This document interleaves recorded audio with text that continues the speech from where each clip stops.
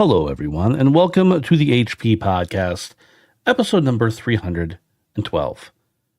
I'm Ben, and with me here today are the beautiful boys, as always. Let's start off with Davey. Hello, Davey. Hi Ben, how are you? You sound healthier, but not necessarily better than last week. You don't sound worse, but you had Yeah. you had some molasses going on last week, and I really like it. Yeah, I've just decided to adopt it as my new voice now. Cool. Yeah. No, I feel mostly fine. I've got some kind of nasal slash, I don't know, some kind of blockage, and it's actually preventing me from being able to hear fully. So I went to the doctor yesterday for the first time on my, I don't go to the doctor just because I'd never go to the doctor. And I went to the doctor to see if it was my ear was infected.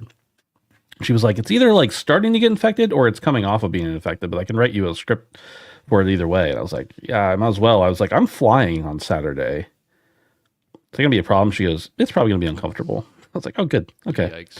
So, but yeah, I've been on the antibiotics since yesterday. Nothing yet. Why don't they work immediately? You know?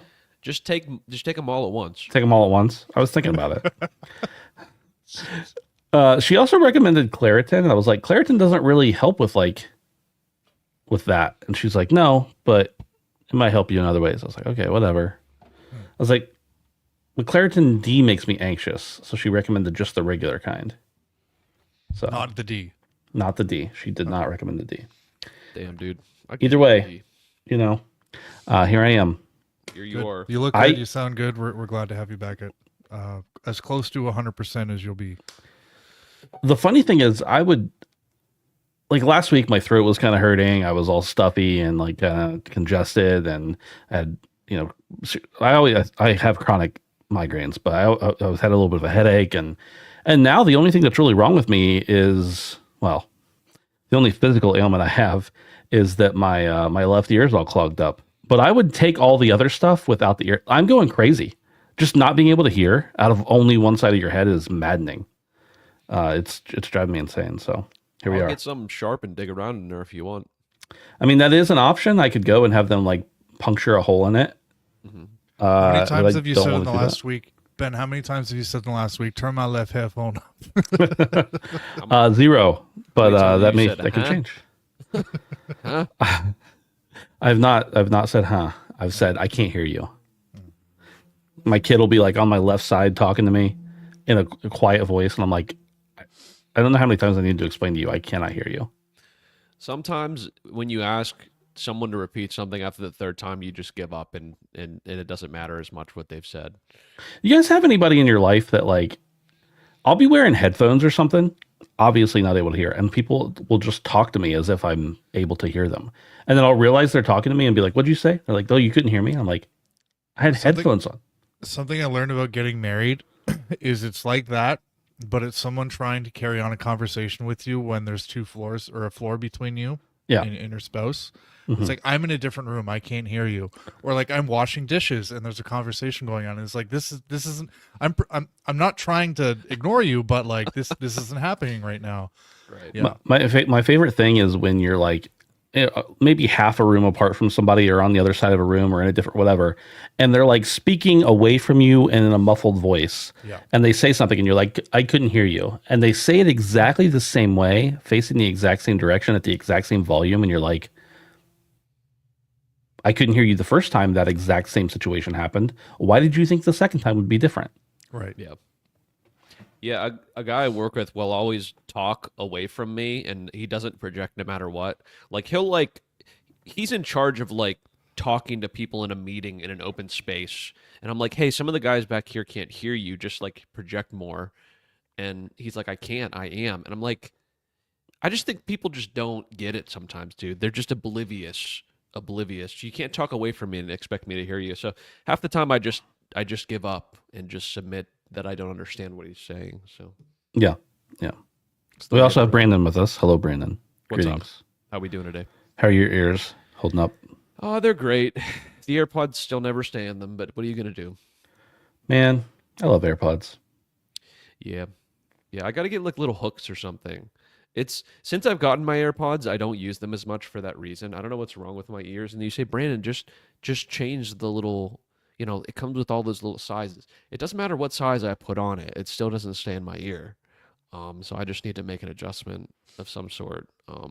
Are there different sizes for the pros, or are they just different? They perform differently. They're different sizes. Yeah, for ear fit. Yeah, it's literally different sizes. So Yeah. I have to be like completely stationary when I'm using them, and even sometimes then they fall out. So I Yeah. couldn't imagine people like work out in them and stuff, and I can't even hardly walk around with them in. So I still is my have life. just the original, very first AirPods, and I am shocked at how well they stay in. I've never had an issue with them. I think maybe a couple times I've had them fall out when I've been doing something like, crazy, but for the most part, they're just there. They work. yeah, Well, this I is like a show. them, but yeah.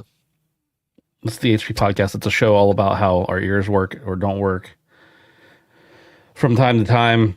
Thanks for hanging out with us. If you're here live, we appreciate it. If you're not, that's fine too. You can support us on patreon.com/handsomephantom. We appreciate having you there.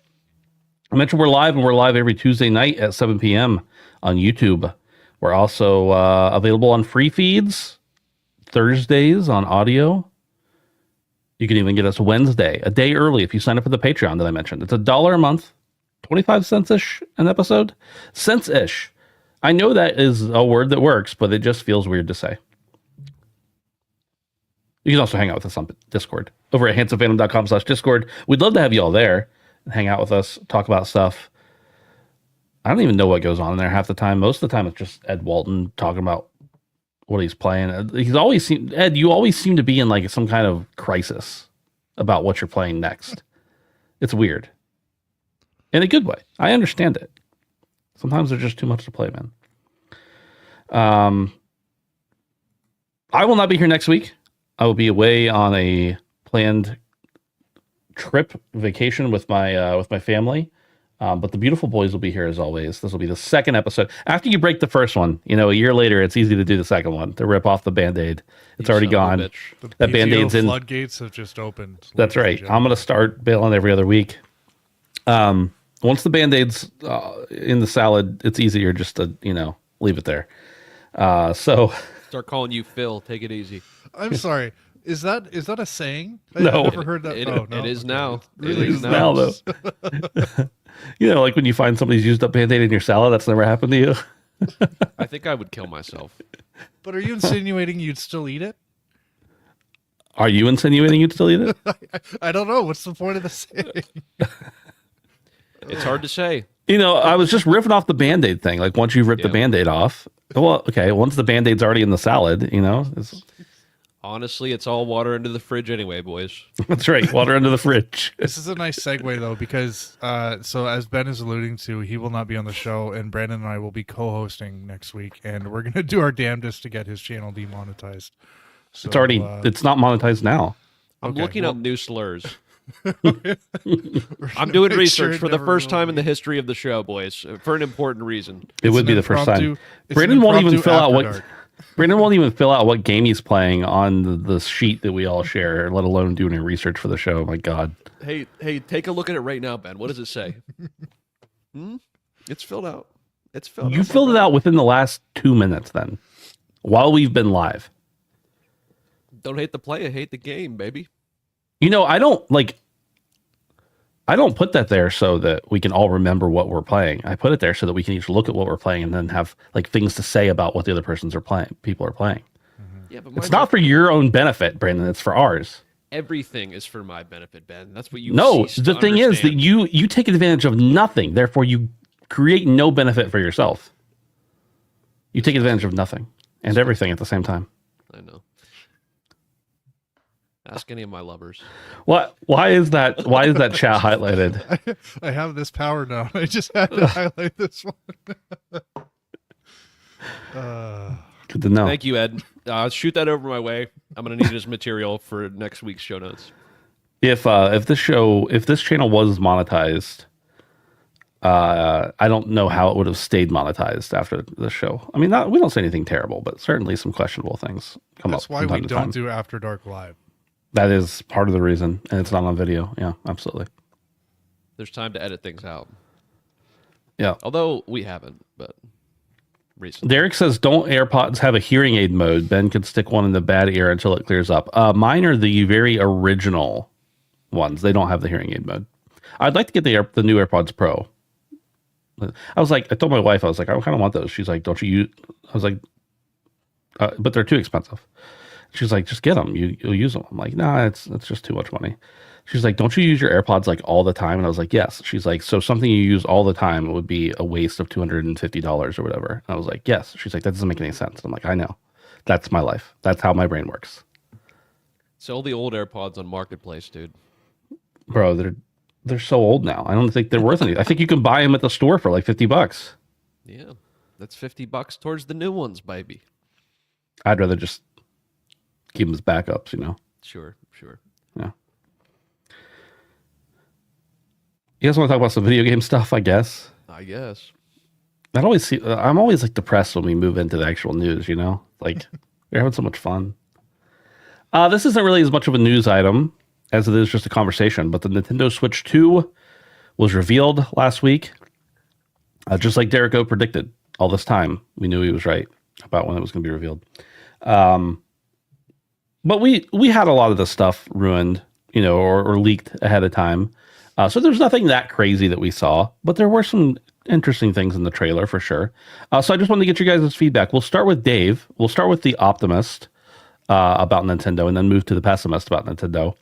And Dave, what do you think of the reveal? What do you think of some of the things we saw in that little trailer they put out?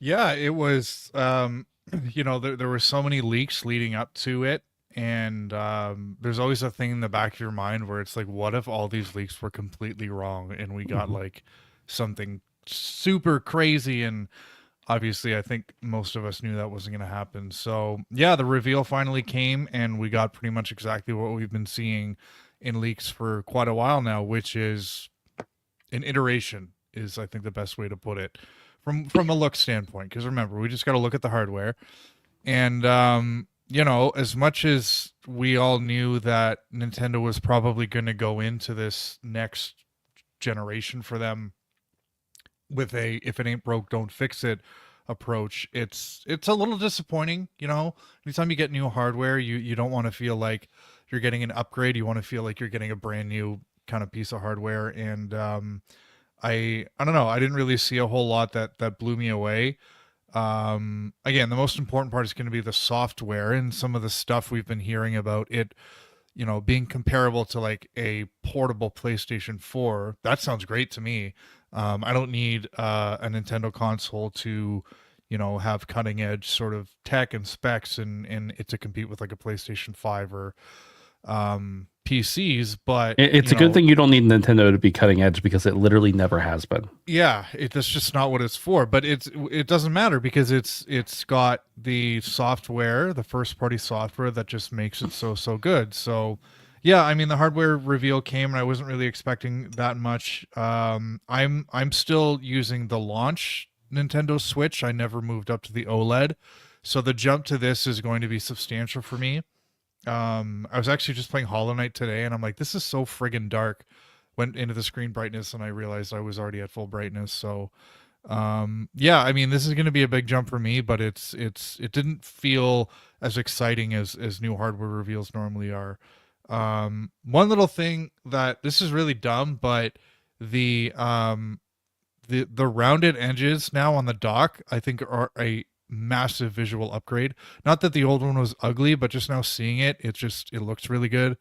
And I guess the only thing I'm intrigued about is the Joy-Cons being mice.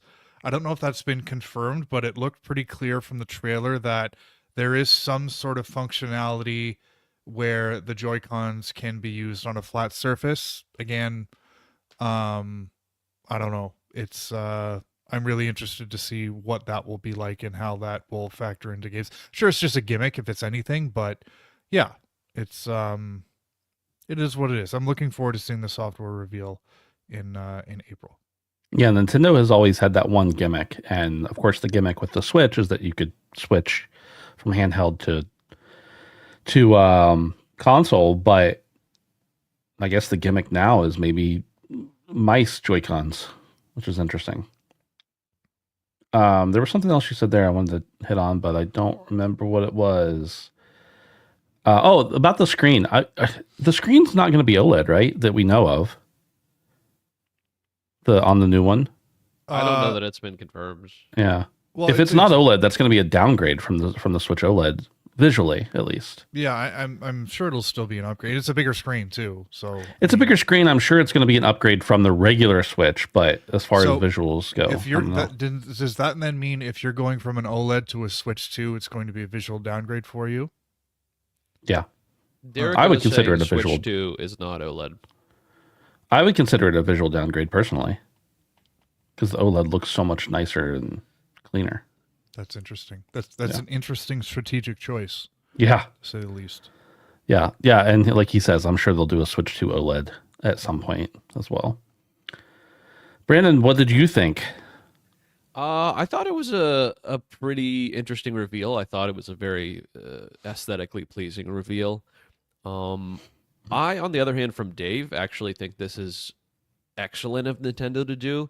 I think a really large iterative jump at this point in the life cycle of something that's been so successful for them would be kind of unwise. I think that simply giving us a bigger and better and more powerful version of what we already had is probably for the best, and a lot of people will upgrade. Wait, isn't that Um, what Dave said? he said more or less that there wasn't like a new shtick or something, right? Oh, right. Aside from the mice. I would liken this more to like the console reveals, right? You know how Nintendo typically does something completely new and different. I would liken this to a normal console cycle where, from the PS3 to the PS4, yeah, there's some new menus. Yeah, it's more powerful. Yeah, there's more features. So that's kind of what we're getting here. It's not something completely transformative. It's not the Wii and the Wii U. It's not, the Wii U and the Switch. So I think this is good. I think this is really good for Nintendo. I love that they're going with the magnetized sides. I think that's really cool. I think the sliding on and off was a little bit janky as far as I'm concerned. I think the little bit of a bigger display ultimately, I think you're running into a little bit of a problem now where like weight's going to come into factor. And I think that when you're holding something that is large, I would imagine fatigue would happen at some point. So I'd be interested to see how much it weighed. Because I think with a lot of these things like the ROG and everything like that, that's the first thing I think of is, holding it in handheld mode for a long amount of time. And as these things get bigger, what that means. So weight will be a big factor in that. And I'm glad to see that it seems like we're getting a new Mario Kart potentially at launch. Mhm. I suppose one could argue that it could be Mario Kart 8 DLC with a new map and some new characters, but I don't know, man. They just keep adding to 8, but it would be very smart to have a Mario Kart 9 with the install base, with the amount of people that attach to it. It would be very smart to have that being your big launch title, and I think it honestly makes sense. So, I don't know that I'm going to bite. I'll probably end up having FOMO. Depends on where I'm at when it comes out. We'll get a blowout in what is it? April 2nd, April 3rd, 4th, maybe the beginning of April. We'll get more details, and I'm sure that's when we'll get the launch lineup. I'm sure we'll get some other games that'll be there at launch. And I'd imagine we're getting specs at that point. I would imagine. So yeah, I'll be interested to see what that brings. But yeah, it's cool, all things considered. So yeah, I definitely don't have a pessimistic view on it. I don't know that it's going to be for me, but I understand that the Switch is like huge and it's a lot of people's only console. I was talking with someone at work about that. Is a lot of people just have that. And so, to have something new come out that is what 2017 the Switch came out, to have something that's that much newer, potentially technology-wise, is actually really big for the people that have already bought into the ecosystem. So I am really curious about some of the launch games and if they're going to be backwards compatible. Now, one thing I did want to mention is that they've said that well, with probably rare exception, all Switch 1 hardware or software will work on the Switch 2, both physical and digital, which is great. I think that's awesome. Especially when you have games like, you've got 2 or 3 Mario parties this generation. You've got Mario Kart 8. You've got plenty of awesome first party Nintendo games. Dude, Um, Smash yeah, Smash yeah, Ultimate, Mario. What the right, fuck is that? Is that new 3D one? Odyssey. right. You got all kind of gas. And maybe you could make the case that like, okay, nobody needs to play God of War 2 on modern hardware anymore, so it doesn't matter if we have backwards. Mario games are forever, right? Like the Nintendo games, they do just have that staying power where they're going to be played for years and years and years to come. So I think it's big for specifically Nintendo. But I am curious to know what you guys think about. Let's say this is Mario Kart 9. We can assume that it is. Is Mario Kart 9 going to be available on the Nintendo Switch as well as the Switch 2? Or are they going to maybe, I mean, there's such a huge install base. They'd be almost stupid not to. But at the same time, if I can play these games, why am I buying the new one? Especially because we know that the Switch audience is more casual as a whole. Right. That's kind of what I've been thinking about the Mario Kart 9 thing in general, is would it make more sense for them to try and loop in the already existing audience and try and get a purchase from them? Or what I think is more likely and is going to happen is that it's going to be a Switch 2 exclusive. Because honestly, this is going to be a console seller, like through and through. And I think that even though you would make a lot of money releasing it on Switch 1 because the number of consoles out there is astronomical, I think that ultimately you want to get people on your new platform. You want to get people into your new ecosystem. So even though you are kind of alienating a sect of your audience, this is the type of game that people buy into. This is the Zeldas. This is even more so than Zelda. Isn't Mario Kart 8 the most attach rate game of any Switch game? Am I wrong here, boys? Do I remember reading that somewhere? I think at one point it was. It may still be, but I don't know for sure. If not, it's pretty fucking close, is what I'm saying. So this will definitely move product, and by product I mean hardware. The crazy thing about that stat, by the way, is that it was also available on the Wii U. Exactly. So I mean, nobody bought the Wii U, but that's beside the point. But I mean that even kind of shows in and of itself. So even though I think that either strategy would be viable for them, and either way they're going to make a metric fuck ton of money, I think the best play for Nintendo to future-proof themselves, because they've already had a win, a massive win, is to get people to buy into what's next. And that's kind of what I think. So I think that's okay too, because but history would dictate that it's probably going to be cross generation. It's going to be on both, which is weird to me because I mean, the original Switch has 8, and it's got all the content that 8 has, additional. So it'd be completely fair to have 9 as an exclusive. And if there is going to be any sort of technical jump with the Switch 2, then it would seem completely reasonable to be this is the machine for Switch 2. Right. Can I just sort of take us off for 1 second on one thing I really, really, really hope to see when we get the software reveal? And this has been rumored. I don't know if it's really Nintendo style, but one thing that actually detracts me from wanting to play my Switch is the lack of any sort of trophy or achievement support. So I really hope the Switch 2 brings Nintendo into this century and gives us some sort of brand new achievement style system with Nintendo first party games, second, whatever is on the console, because I don't consider myself a trophy hunter or achievement hunter, but like literally it feels like something is missing when I play a game on my Switch because I'm not getting those little things popping, and it's just I don't know. I feel like it would be a really cool addition. It would really be it would fit well into Nintendo's games in my opinion. So I'm not opposed to it. I just don't think they'll do it. I don't think that's Nintendo's mentality. Right. Yeah. You know what I would love?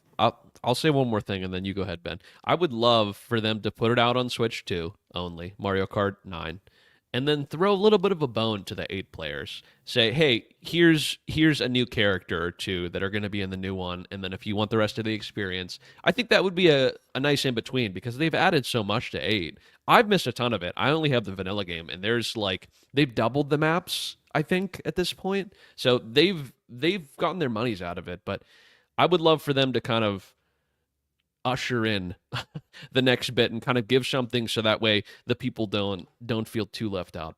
But I guess we'll see. Ben, thoughts?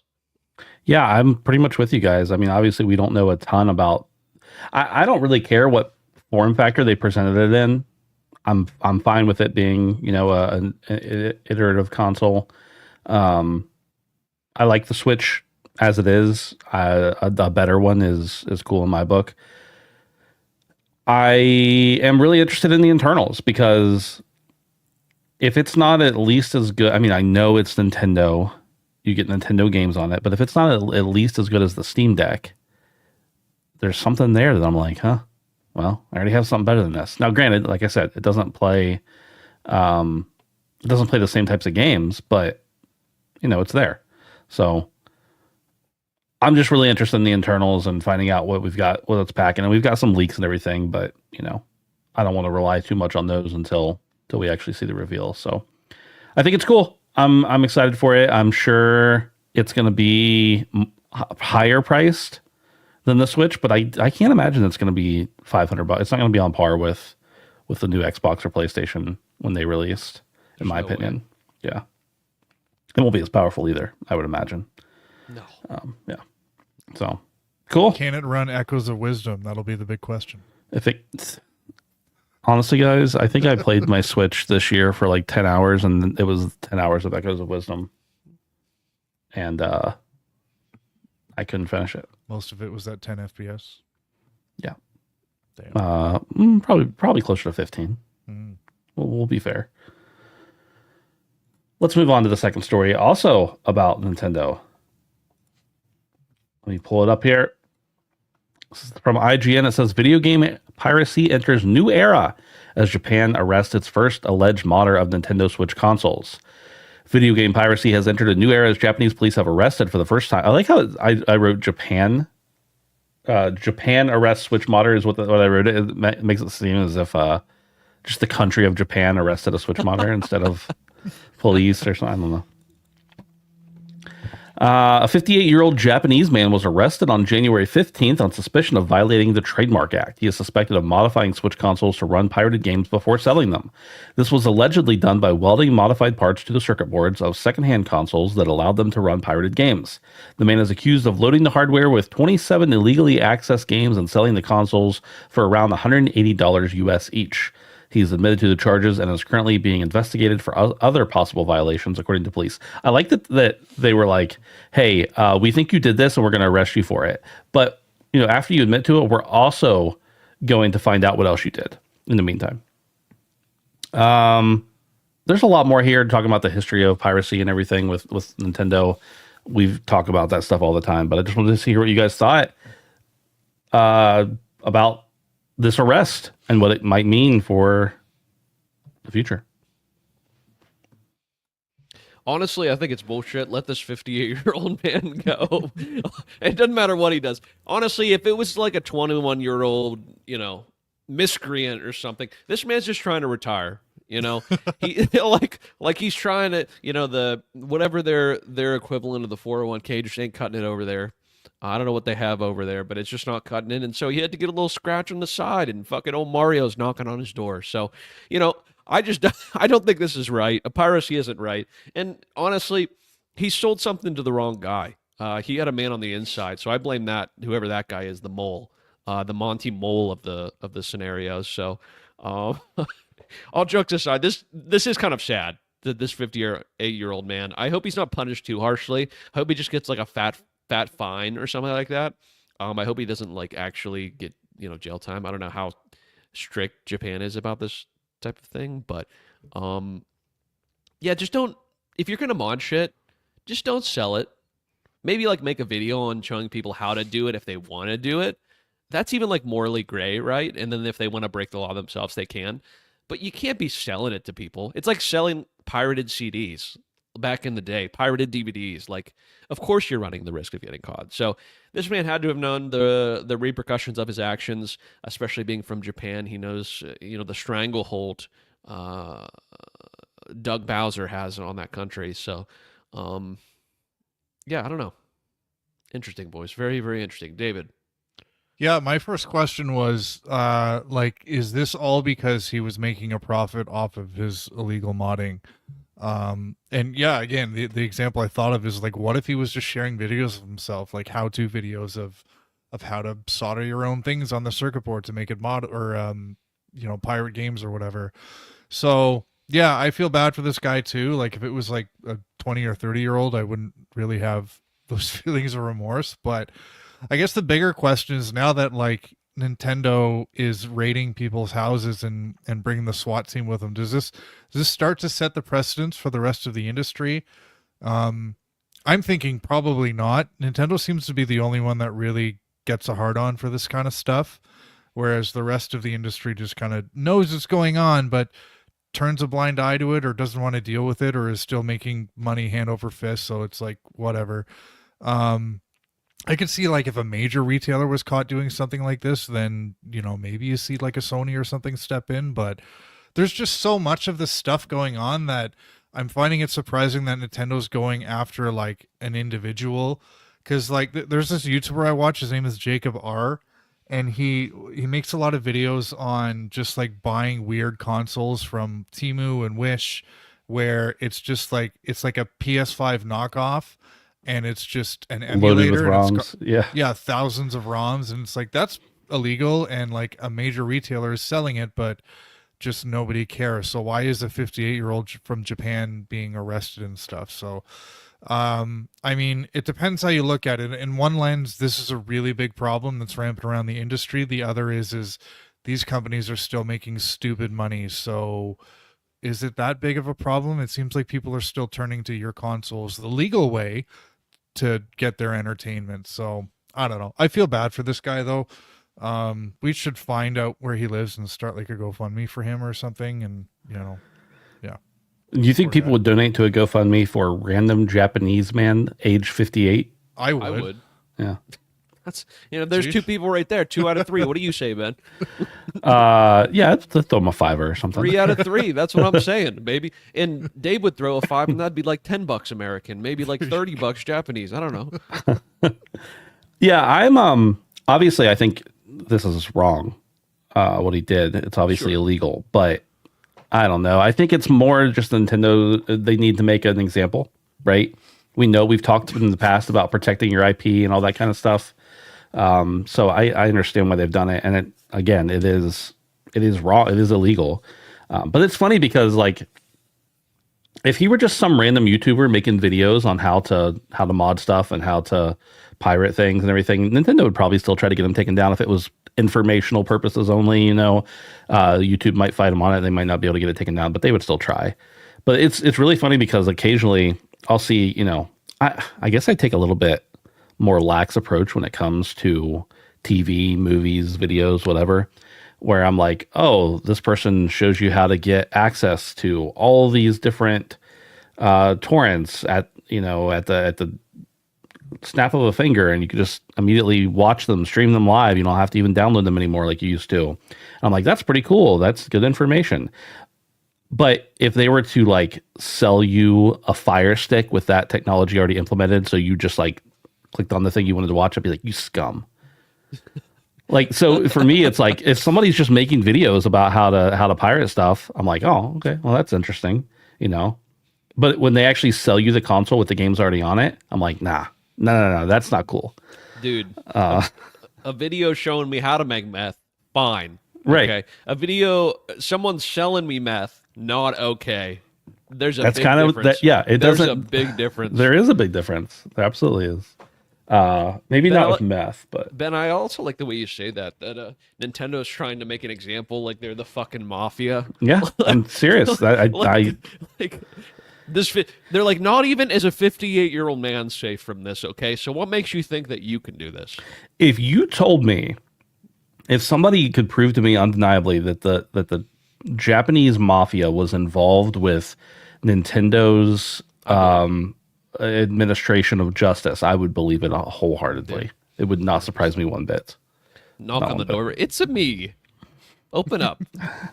And I love Nintendo, but I still think they go a little harder than they need to sometimes, But hey, who knows? I mean, if anything, again, piracy of games is wrong.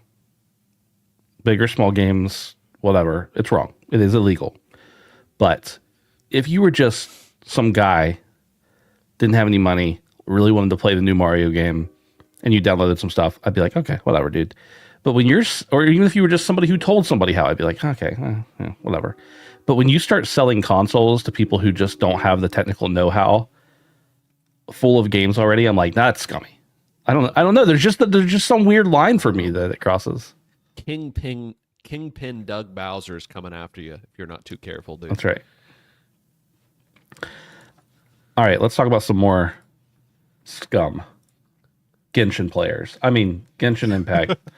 This is a story about Genshin Impact. This comes from PC Gamer. It says the FTC says that Genshin Impact deceived children and orders its publisher to pay $20 million fine and stop selling loot boxes to kids. Genshin Impact publisher Cognosphere, another name for Hoyoverse, has agreed to pay a $20 million fine, I assume that's a settlement, and will block children under the age of 16 from making in-game purchases without parental consent, and a settlement with the U.S. Federal Trade Commission over allegations that it violated the COPA Act and deceived children and other users about real costs of in-game transactions and odds obtaining rare prizes. Although Cognosphere has accepted the fine, it says many of the FTC's allegations are inaccurate. We were actually doing much worse things. We were exposing children to anime. We're like, thank God. That's all they wanted. 20 million. We make that in 2 days. Thank God. Just give it to them. They're rolling in money, man. A complaint filed by the U.S. Department of Justice alleged the Cognosphere actively marketed Genshin Impact to children and collected personal information from them in violation of COPA rules, deceived players about the odds and costs of winning prizes and loot boxes, and uses a challenging and confusing purchasing system that misleads consumers about the amount of money that players spend on loot boxes on an ongoing basis, and the amount of money that players would likely need to spend to obtain certain prizes, end quote. Well, I'm not going to go into all this. There's a lot of stuff here. And it's really interesting because it dives deep into the kind of the behind the scenes of how microtransactions in video games work. And I can tell you that I've been looking at a lot of jobs lately, and I look at listings that I'm not even interested in just to see what other stuff is out there. And there's a lot of listings out there for monetization experts.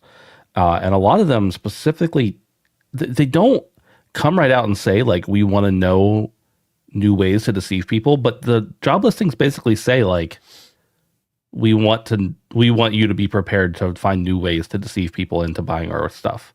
Dude, fucking shysters wanted. Yeah, for real. Snake oil salesman wanted. Right. but guys, what do you think of this? Brandon, I know, you were kind of into loot boxes at one point. Specifically, I know that you bought a lot, but you knew a lot about them, specifically with Overwatch 1. Yeah. And I thought that this kind of the loot box systems had gone away more in favor of just buying stuff outright on the shop. But I know that's not entirely the case, and especially not with Genshin, apparently. What do you think?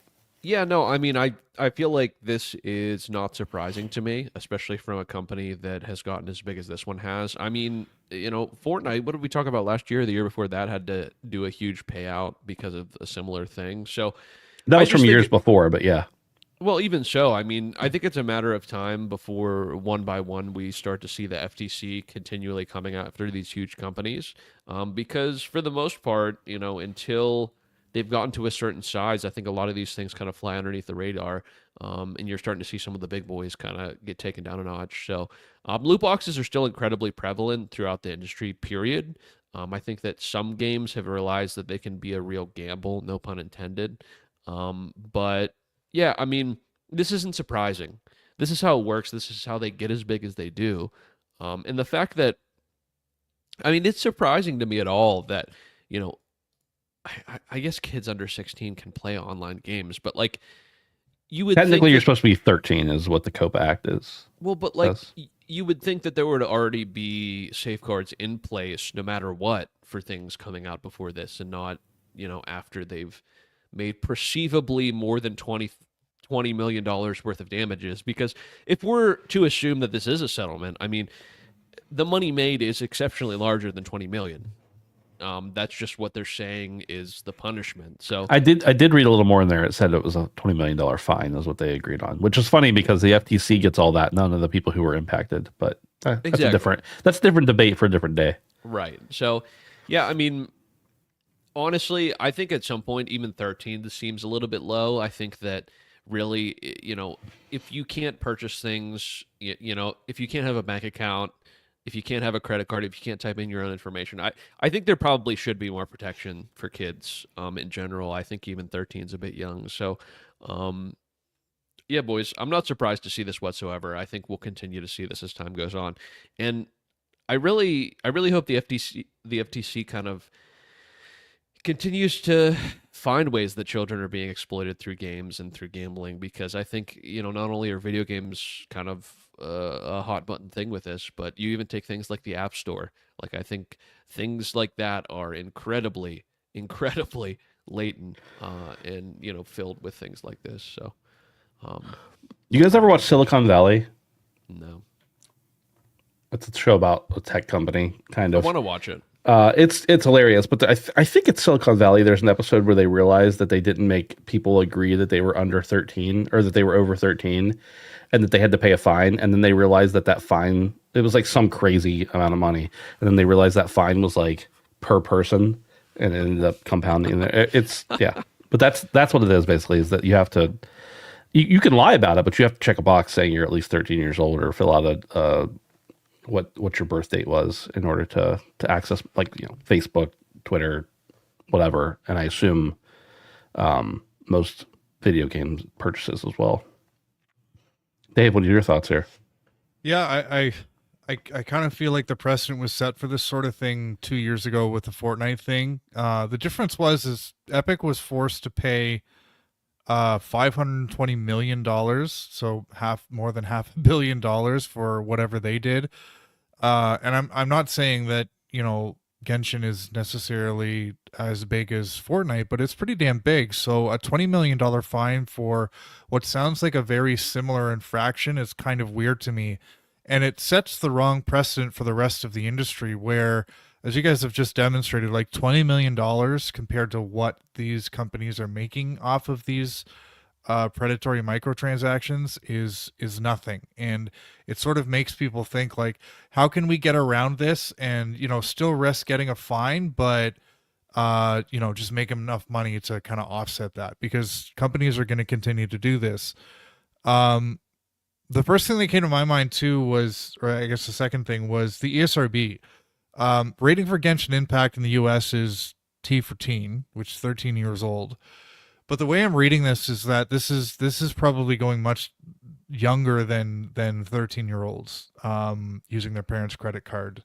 So I wonder what role the ESRB plays in this. And just kind of a quick little bit of research, the ESRB can only fine companies up to $1 million. So that's nothing for Genshin, Epic Games with Fortnite, or anything like that. So I don't know to what extent the FTC kind of has to integrate with the ESRB to get this to stop happening, and really take a close look in what these publishers are putting into their games to squeeze money out of people. But this is predatory through and through. And a $20 million fine for a company the scale of Hoyoverse it's just not going to, it's not going to do it. FTC has to do better. And yeah, I don't know. Don't play gotcha games. Just don't. Yeah, for real. All right. Well, that's all the news for tonight. Last week, we talked about our resolutions for gaming for 2025. Oh, wait, real quick. Edward Walton says, didn't the ESRB back EA on their loot boxes and fake cards? I honestly don't remember. If you say they did, that sounds right, but I don't remember anything specific. Let me find this sheet from last week where we talked about our resolutions. And I want to do something a little different here. So for those who aren't aware, these are resolutions that we're all committing to for the year. We then come up with punishments. If we don't achieve those resolutions, then we take on the punishments that we are going to talk about tonight. Before we do this, I want everybody to go over each of the resolutions. I have the document from Poot here that he put in the Discord, and make a case why your punishments should or should not be harsh. Because I saw a lot of people being like, "Oh, those are all easy." I'm telling you guys, not all of these are easy. Definitely not all of these are easy. And also, they're resolutions. They're not challenges, as Dave pointed out last week. But we've turned it into a game, so I guess there are challenges. But Brandon, talk about your resolutions and talk about why you think your punishments should or should not be that severe. Yeah. Where did you post the? I didn't post it. Poot posted it in the HP Discord a little while back. I gotta scroll back up. Okay, here we go. Achieve affiliate status on Twitch was my first one. And honestly, guys, I think that this is a more difficult one, and I'm going to tell you why. Because I could stream every single day for the next year and still not reach affiliate. Like, that's a very real possibility. So, not everything about this challenge, about this resolution, is up to me. I think that my odds increase as I continue to be consistent. But I think that's the challenging part, is that people got to show up. And this isn't a call to action. I'm just saying that, like, the goal is for me to be consistent so the odds increase. But at the end of the day, it's not wholly based upon my efforts alone. So I think that's the challenging part of that for me. I pushed myself last year to kind of continue my streaming, and I'm gonna continue it this year. So that's kind of a goal for me. And I don't think it's easy necessarily. I'm not saying it's the hardest one. I'm not saying, I'm gonna get fucking partnered or something this year. That's not what I'm saying. But yeah, I certainly don't think it's a cakewalk either. So now, Brandon, I want to just throw in one clarification here. You're right. Streaming on Twitch is hard. Discoverability is hard. How many times in the last 12 months have you posted that you were streaming anywhere at all? Dude, nobody. So the only One? place I could. No, Once. I think I've done it for you more times than you've done it for yourself. Thank you for everyone that has done that. I'm sending you a bill, by the way. I got you, dude. I'll even pay the upcharge for the Canada monies, the schmeckles. But the only place I could post is the Discord, because that's the people that show up anyway. There's literally no point in me posting on Twitter, which is the only social media. Why I not? have. I would retweet you. Because you I never don't posted. fucking follow anybody. Nobody follows me. Anyway, I appreciate it. That's a good point. That will help me get to affiliate. Excellent point, Ben. All I'm getting at is you're 100% right that it's not entirely within your hands. Okay. But if you do literally nothing all year to promote yourself outside of just hitting the live button, I don't feel bad for you. That's all I'm saying. I don't need your pity. You will. I might. Depending on what the punishments are. But should I keep going? Am I just going to go through the whole shtick here? So by far the easiest one that I could make is my middle one. And I do agree with some of the people in the Discord. Maybe some of them aren't as challenging as others. But when thinking of this one and setting my metric for purchasing a minimum of 5 physical media games, I made this one smaller because I feel like my other two were more monumental.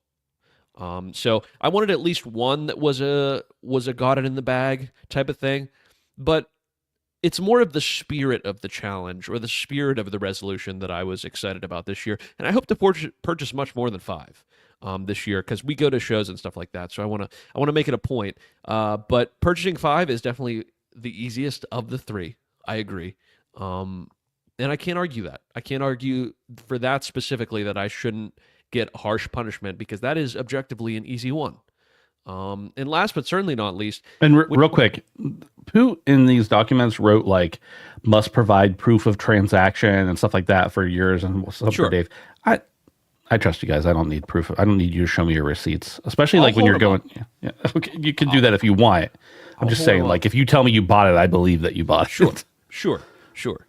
And last but not least, and what I feel like is my most challenge per hour, maybe not for my full year of streaming, because I hope to stream more than I did last year, and that would be well over 100 hours. This is going to take me no less than 80 to 100 hours by itself, is to complete Resident Evil 1, 2, 3, 4, 5, 6, 7, and 8. So this is less, when you look at it this way, you say, Brandon, 80 to 100 hours of video gaming in a year is not that much. But it's not only the amount of hours, but it's the willpower to persist through the whole thing, which even for amazing games has been difficult when you're playing the same thing. Sometimes, Monster Hunter's coming out, and I'm going to start Resident Evil here in the next couple weeks, and then Monster Hunter's going to come out, and I'm gonna have to fight with myself to continue it through the year. So I think this one is by far my most challenging. Not only in the amount of hours that it's going to take, but the amount of willpower that it's going to take from me. Even if it's an amazing game, take a look at last year, for instance. It took me all year. It took me 12 months to finish Red Dead Redemption, and that's certainly not a testament to the game. It's a testament to my stupid brain. So you're just saying we should go easy on you because you have a stupid brain. No. What I'm saying is yes. Okay. That's absolutely what I'm saying. So, okay. What I'm saying is this shit ain't easy, and shit ain't sweet, boys. So that's my case for my 3 challenges. I definitely don't think it's a cakewalk, and I invite anybody to go on it with me. If you'd like to complete 1 through 8, anyone in the audience with Brandon, we could talk about it. You're welcome to join me. Dave, give us a refresher on yours and make your cases. This is really more of just a refresher, by the way, for them, but I thought it'd be fun to make our cases. You've all completely missed the point because, as I said several times now, these are resolutions. They're not about difficulty, but I'll play the game. Dude, you made us play this game in the beginning. We get to bastardize that however we want. Okay, it's fine. So I'm just gonna straight up say that if we're choosing to compare them like this, which is missing the point, then mine are far and away the easiest. And I did that on purpose because, as Brandon just alluded to, Monster Hunter Wilds is coming out this year, and I'm going to be playing a lot of that. And Brandon, just remember, Grand Theft Auto is also coming out later this year. So allegedly, the procrastinating thing is I wouldn't do it. But anyways, my 3 resolutions: number 1, achieve a platinum trophy in a mainline Borderlands game. Achieve Gran Turismo 7 as the most played PlayStation game on my PSN profile, and buy and finish 3 different off the radar indie games this year and talk about them on the podcast. So yeah, all fairly doable, but if I didn't articulate it on this show in front of you guys in the audience, then I might not have done it. And that's the point, guys. It's not a dare. It's not truth or dare. I dare you to kiss Ben, Brandon, like that kind of stuff. So I fully expect my punishments to be the harshest, but the likelihood of me having to do any of them is remote. So do your worst, fellas. On to you, Ben. Yeah, and I'll say I like the idea of them being more about like these are like self-improvement resolutions, like normal resolutions are. I'm just like so happy with the way I'm playing games right now, though, that I was like, must be nice. I don't have anything I want to do. I mean, I have things I want to do, but nothing that was like a resolution, I'm just trying to be happy this coming year, but I can't exactly put that in the fucking spreadsheet, kid, boys, huh? No, but I wish you would, because then I could punish you for not doing it. Fuck, I wouldn't be able to take the punishment. Some of mine, and these are all things I actually want to do. Don't get me wrong; they're just not things that are necessarily easily attainable. 1, achieve Prestige 10 in Hunt Showdown. I have about 210 hours in Hunt Showdown, and I have reached Prestige 4. To reach Prestige 10, mine is to reach Prestige 10. To reach Prestige 100, if you're decent at the game, it's probably about 3,000 hours of playing. So I figure I have another 150 to 200 hours ahead of me to get to Prestige 10 for the year. Benny, that's one of yours. Okay, that's one of mine. Achieve Platinum rank in competitive mode of Marvel Rivals. Guys, I'm decent at this game. I'm nowhere near God tier or anything, but it is so hit and miss when you're solo queuing because none of my asshole friends will play the game with me. Competitive mode in Marvel Rivals is tough. I'm gonna try my best. I'm top, and I'm in the top tier in silver. I might have even I didn't break into gold yet this season.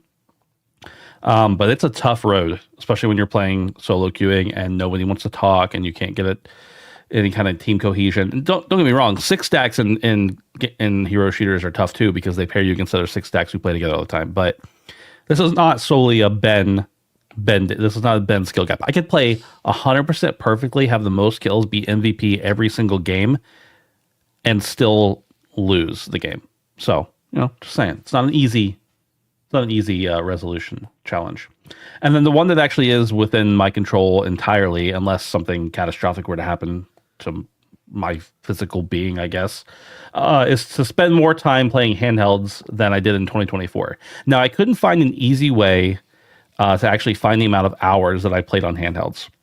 As I mentioned earlier, I looked at my Switch history. I played about 10 hours of my Switch. 8 of that was playing Echoes of Wisdom. The year before, I played a lot of Switch. But this last year, I did not play very much. And then I got a Steam Deck this past year, and the best I can figure, somewhere between 40 and 50 hours on the Steam Deck. Again, Survivor. it doesn't. A lot of it was Survivor, yeah, and Balatro, and games like that, where they're not very like cinematic AAA games, but amazing games nonetheless. So I guess I'm going to put my number between 50 and 60 hours. I'll even say above 60 just to make it more fair.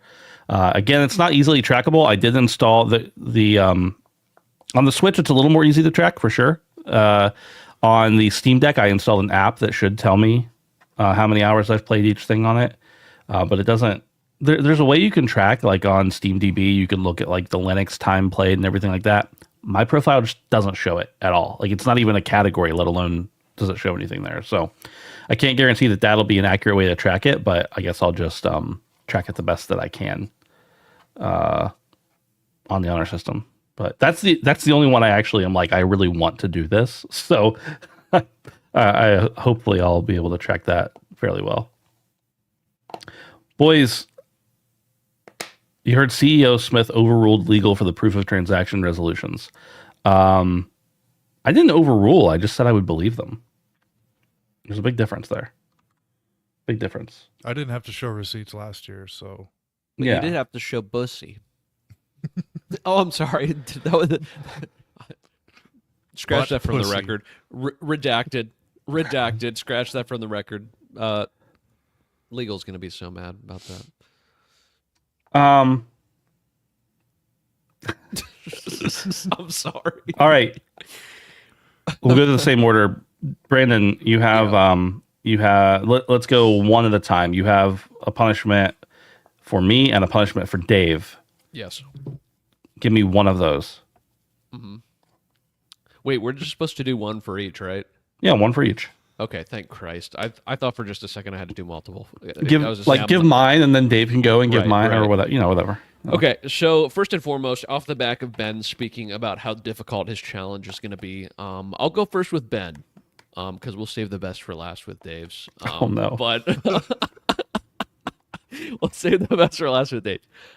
So Ben, in 2017, I don't know if you remember this game. In 2017, you had reviewed a game for the site, a little ditty called Hello Neighbor, and so I was thinking that as a punishment, you would have to play through all the mainline Hello Neighbor games to completion because you utterly despised them at the time. In fact, they received a mere 4.5 out of 10, and I wanted you to report back on the show with a little bit of a segment. I want you to put something together, not incredibly extensive, maybe a 5-minute spiel on what you thought about it as punishment. Oh, trust me, boys. If I'm playing through all those games, I'm talking about it for more than 5 minutes. Critically, I want to hear about what you think about it. So, there's not a metric fuck ton of them. I don't really expect you to play the multiplayer ones because for some fucking reason there's multiplayer ones now too. But yeah, as punishment, you must play the Hello Neighbor games, which at the time, I'm hoping for your sake, Ben, that they've improved in quality as time has went on. But what I'm assuming is that they haven't. Can we specify what games specifically? Because there's like 400 of them. Yeah, I know. I was trying to figure that out myself. There's So we Let's have see. Hello Neighbor 2. yeah. Hello Neighbor 3 is not out yet. I can get back with the specifics. I'd have to decide, but this is essentially the punishment. I need to Okay, figure out. but like not like Hello Neighbor Search and Rescue that's in VR or Hello Neighbor Nikki's Diaries, which is a mobile spinoff. Like not those. You're talking about mainline. Mainline. Okay. All right. That's fine. That's fair. Mainline. You don't got to play VR. You don't got to play mobile. The mainline Hello Neighbor games, which for all I know could be could be 30 hours or 20 hours worth of content. But the point is that they're miserable experiences, and that's Yeah, really I what played the first one the whole way through, and I think it was like 10 hours of sheer terror. Not in a good way. Yeah. Like terror, like this is bad kind of. So, all right. And last but certainly not least, the Switch connoisseur, David himself. So are we gonna switch to Ben first? Are we doing roundtable, or is he gonna give both of his? Yeah, I was thinking we do roundtable. Roundtable, go to it, Ben. Or Dave. Dave, your punishment for Ben. I don't know. However you guys want to do it. Yeah, I'll go first. Brandon, your punishment. Very simple. Very clean. Yes. You got to do a 24-hour stream. Whatever you want to play, whatever you want to talk about. If you want to do just chatting, 24 hours straight. No taking a break to sleep. You can eat. You can do whatever. If you got to poop, it's got to be limited to like really short. But it's 24 hours of you actually streaming. Midnight to midnight. Midnight. Shit. It could be midnight to midnight. It could be noon to noon. It could be whatever time to whatever time. But it's got to be 24 hours. No, All right. I've done it as an old man. I was older than you when I did it. Deal. I've actually considered doing it anyway. Deal. You're fucking doing me a favor. Help me with my resolution. That's right. All right, Dave. So for my punishment for Ben, first of all, I just have to say, just hearing Brandon's punishment for Ben, and him saying that mine is really harsh, like that is a lot. So I'm really worried to hear what you have for me. But Ben's punishment from me is, if he fails one of his resolutions, and should this punishment be assigned, Ben has to post a 3-sentence compliment about Edwin Castillo in our Discord chat every day for 1 week. And every day it has to be a completely different compliment. Do they have to be genuine? Yes. Yes. What if I can't think of 7 days worth of genuine nice things to say You about better them? start thinking. You got a fucking year. Ed, be as sweet as you can to this man. All right. Fair enough. Okay. So one compliment, it's got to be three It sentences says, long. guys, go, no, my God, no. Every day I don't for a wanna week. be punished. Brandon, That's you're back up with Dave's punishment. That's This is the amazing. one I'm actually a little bit worried about. Yeah, so Dave the Switch god, the Switch apologist, he at one point was the apologist for Ubisoft, and now, you know, I know he's- where this is going, I think. no, I don't think you do. And so now he's a Switch man. So I'd like him to play a game that should have never been put on Switch.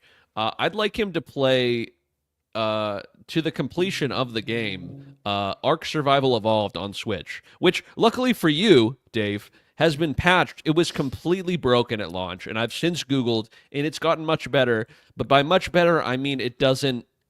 It actually works. It doesn't work well. In fact, it works awful, but at least it works.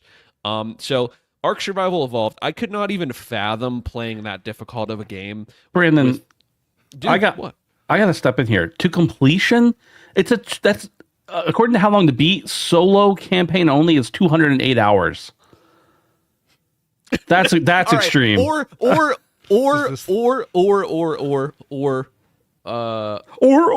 Come on. yeah, dude. Put it out. Or 50 hours. Or 50 hours, dude.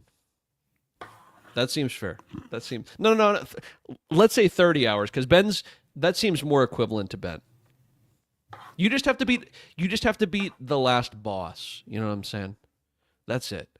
Yeah, I have no idea. With crafting games, the numbers are always messed up, but I think to completion is rough for a game like that.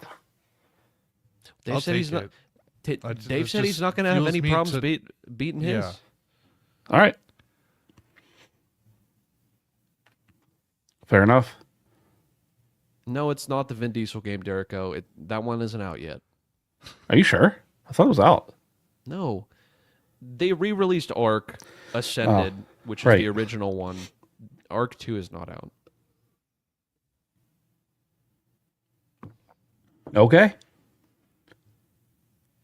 Dave's Googling frantically how he can mainline Ark. Speed running tips. Ben? I'm next up, huh? Yep. Dave, for yours, remember that time? Remember that time you called everybody who worked at Digital Foundry pedophiles? Yeah. Your punishment, should you choose to accept it, is that you have to make a video. It doesn't have to be posted on YouTube or anywhere public or anything, but you have to make a video where you pull out that clip and apologize to Digital Foundry for calling them pedophiles. Okay.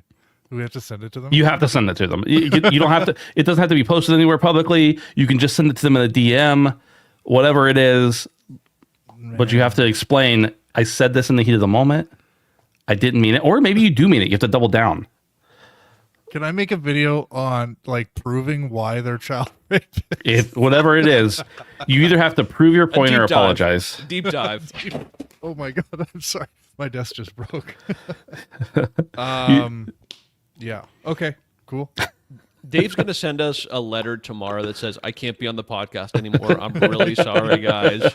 It's been fun. This be from my mom. Just Yeah, David's not allowed to hang out with you guys anymore. It's been fun. Yeah. You guys said some really mean things to him about ARC and about pedophiles, and he's done. Yeah. Yeah. Ed puts it well. You either have to apologize or double down, and you have to, maybe they'll never see it. Who knows? But you have to send it to them. Yeah. At the very minimum, and or post it publicly. These are good. I like how you're just like taking them on the chin, even though they're both kind of brutal, because you're so confident in your resolutions. Mine are totally out of my control, Dave. Yeah. 2 of the 3. Okay. Okay. So last one is mine for Brandon. So little blast from the past, people. There was a video series called The Cursed PlayStation, post many moons ago. And my punishment for Brandon is related to that. First of all, go and watch The Cursed PlayStation. I think there's 3 or 4 videos. It's excellent acting. Something like that. Yeah. So Brandon has to play Toro on stream for 3 hours in 1 week. You can do it 1 hour, 3 days. You can do it all at once, but you have to play it on stream. I did check; it is available on Steam to purchase for $6.24 Canadian.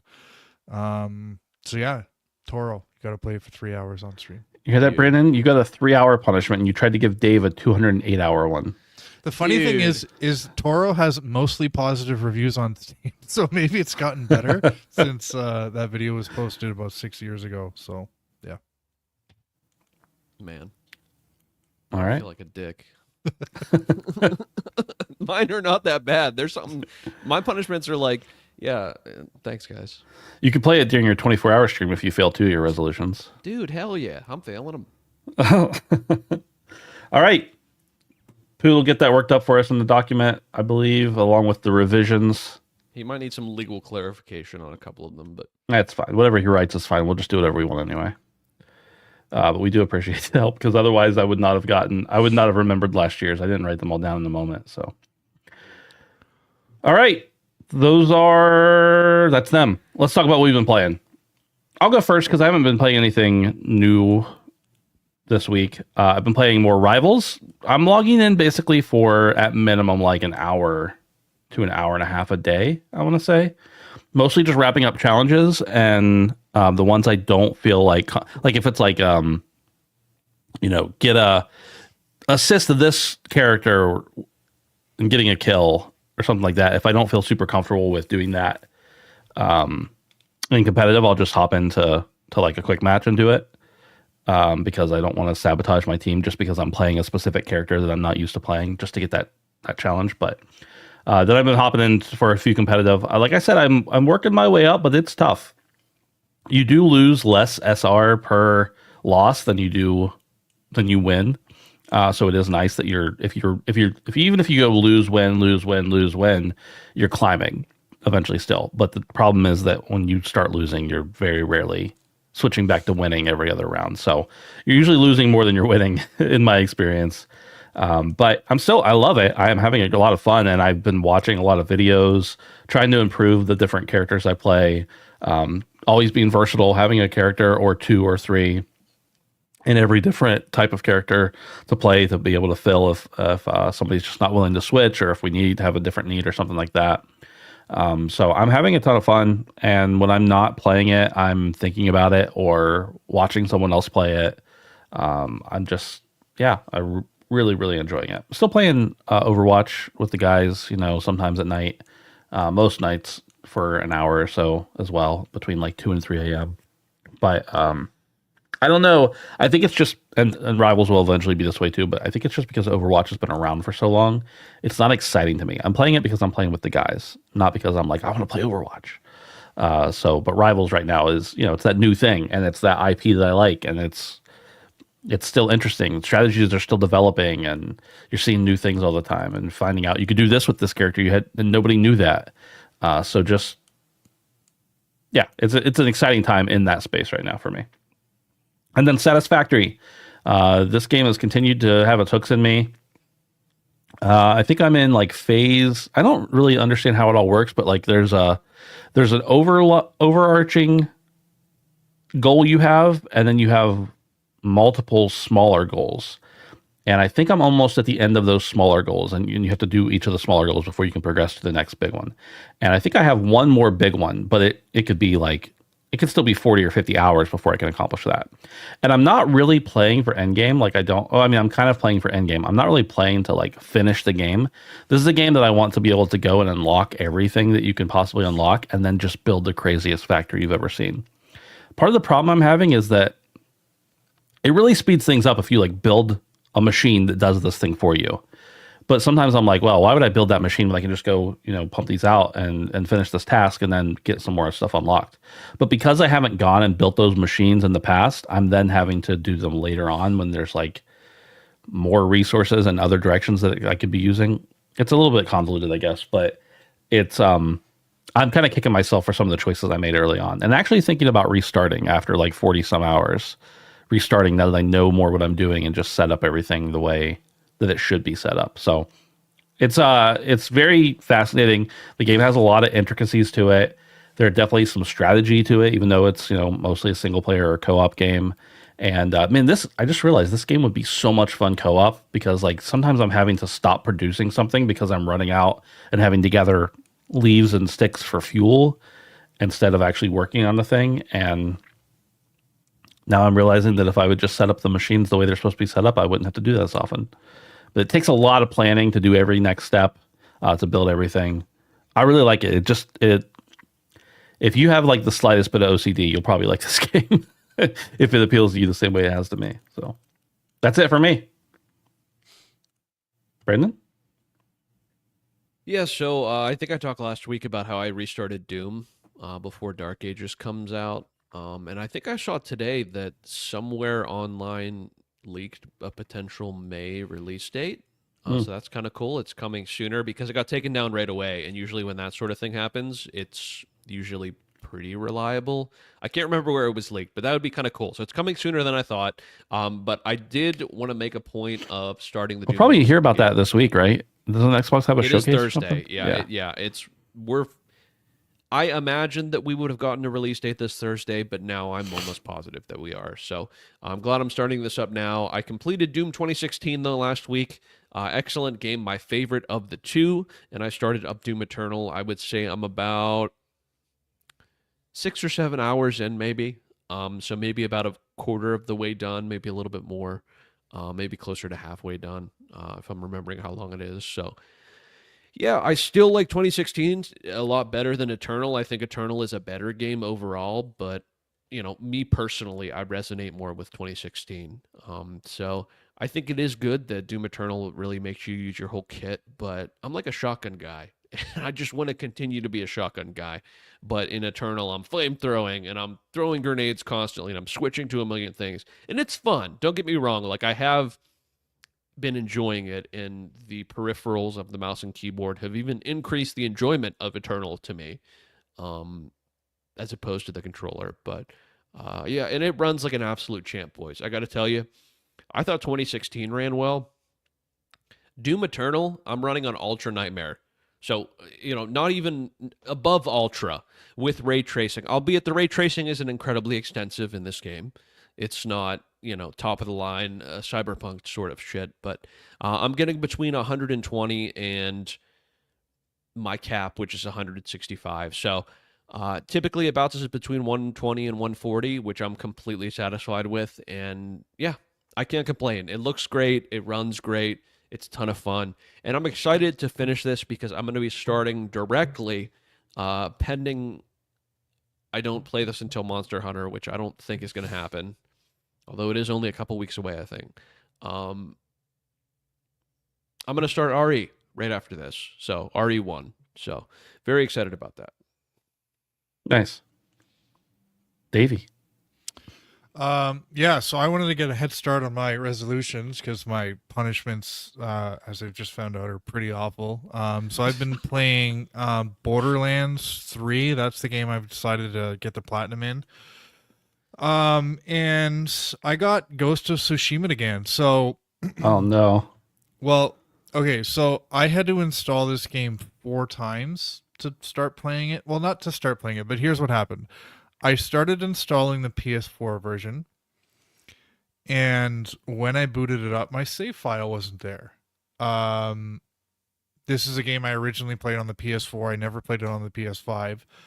So I went to my cloud storage, grabbed my save file, wasn't really working, and then I saw there was a free PS5 upgrade. So I ended up finding my save file, but then I was like, I want to play the PS5 version. So I installed the PS5 version, and my save file transferred over, but the trophies do not. So I had like an end game character, but 0 trophies.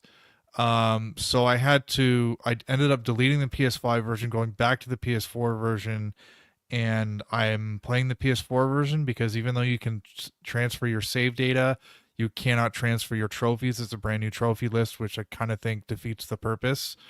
So yeah, anyways, which kind of sucks because the frame rate is kind of ass, or based on what I'm used to now. And I did jump into the PS5 version briefly, and like it looks and feels really good compared to the PS4 version. So yeah, I'm just gonna have to kind of power through it. How many hours would it take you to catch up to where you were to play the PS5 version?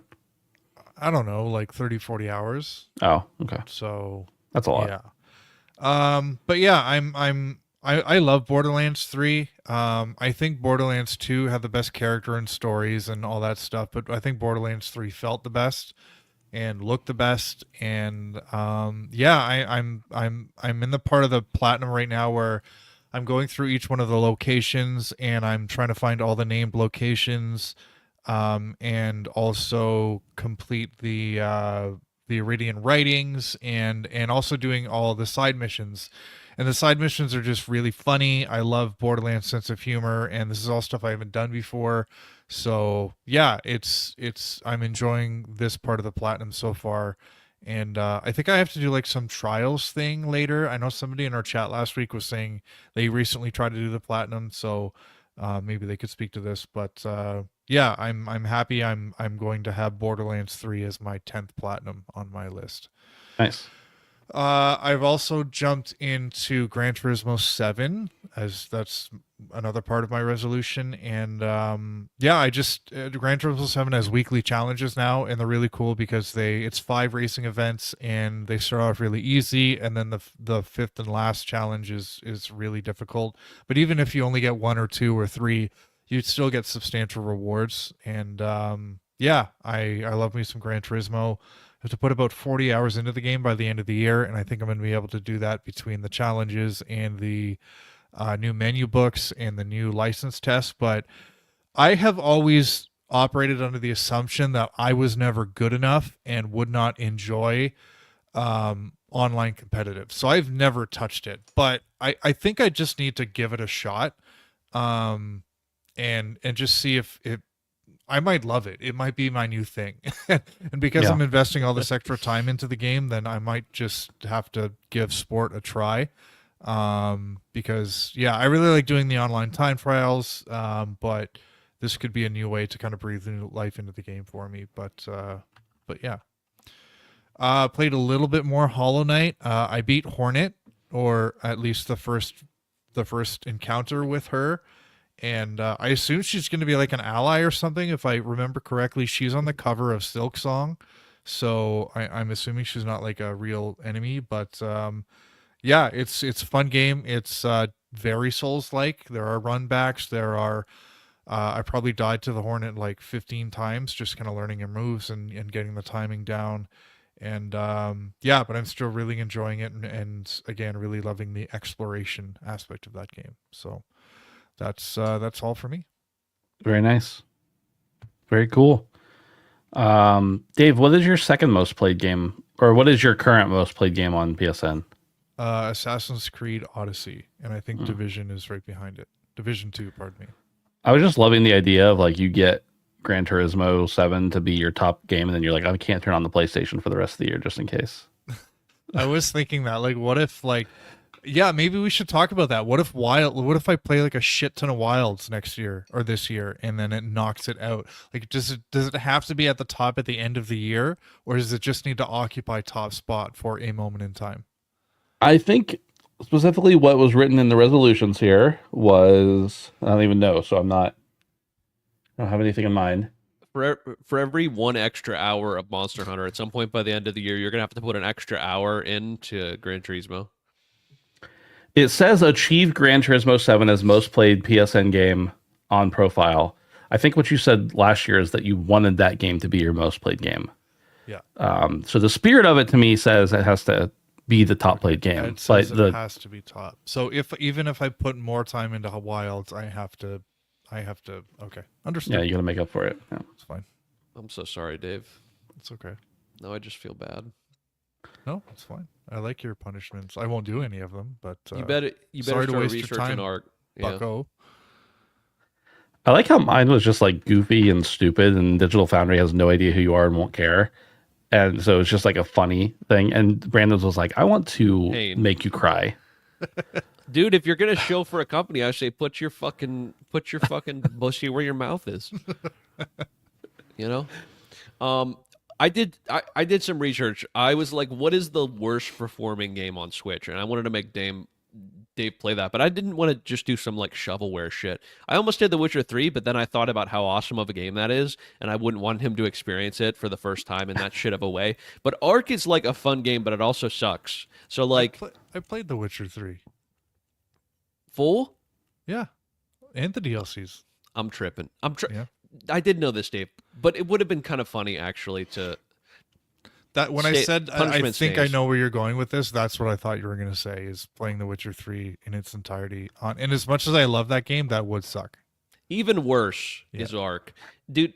And luckily for you, if I didn't put this in the challenge, but if you could play that game pre-patch, that would be even worse because it's absolutely broken pre-patch. I should have put a caveat, but I think the amount of hours and how bad it looks, even when functioning, is a punishment enough. So, okay, that's all we got for you guys tonight. We appreciate you for hanging out, for being here with us live, or for listening later. Either way, we appreciate it. Don't forget you can support us on Patreon at patreon.com/handsupephantom. We love you. Hang out with us on Discord, handsupephantom.com/Discord, where in a year you will not be seeing me compliment Ed for 7 days straight. I hope. Maybe. If I only fail one challenge, I think playing Hello Neighbor might be better. You don't get to pick it. Yeah, you don't pick. Did we not do that this year? No. Oh, okay. You guys picked for me based on how bad you fail, but it'll be up to Brandon and I. So if I fail the playing on handhelds more, then you should punish me. If I fail not ranking up in Marvel Rivals, I hope you'll take pity on me and not make me compliment it.